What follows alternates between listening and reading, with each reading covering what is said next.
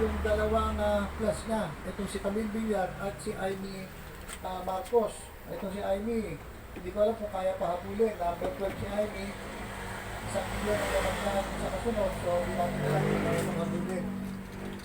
So, dismayado pa rin. Itong si Sara Duterte kahit na meron siyang limang endorso na pumasok din po sa top 12 na po sa Senado.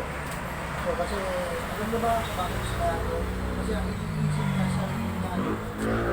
Iniisip niya yung kanyang impeachment. Kasi gusto niya ano eh.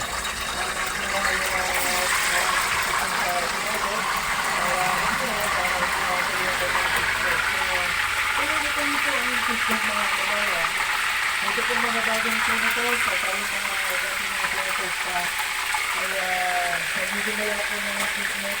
Ito po na sa Hulyo, mga kababayan po sa Hulyo, at makikita natin ang pagkontra ng lima. Ang mga bagong ngayon na senador, at yung iba pang mga kaaliado ni Sara Duterte din sa holdover senator, sinubay natin, pero rin Padilla, Cayetano.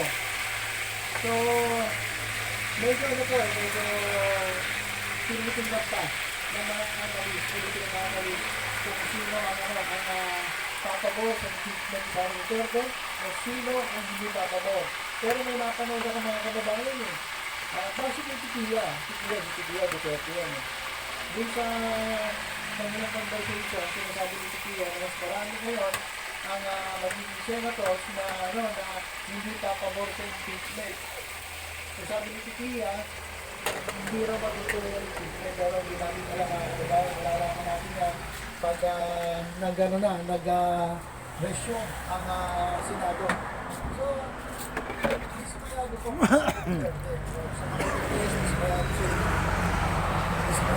si Sara Duterte. Bakit? Bakit hindi nga rin binoto si Kibuloy? Si Kibuloy, Philip Salvador, umiiyak na. Itong si Detektibo, ako si Jimmy Bondo, hindi rin binoto. Pete Rodriguez, ang dami mga kababayan eh. Kasi nga ang sa katapat, sa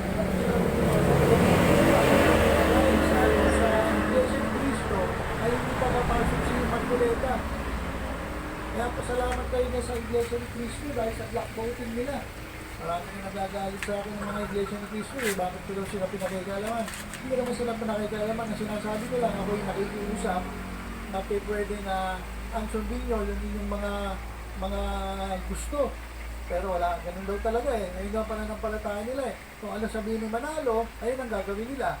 Wala tayong magagawa. Pananampalataya